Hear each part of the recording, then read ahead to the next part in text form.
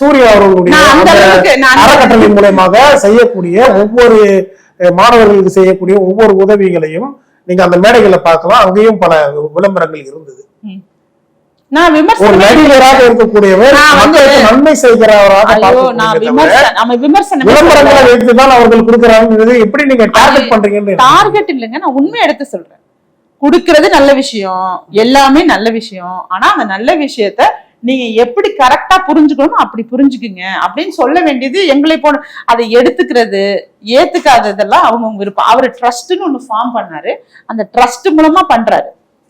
புரியுதா உங்களுக்கு?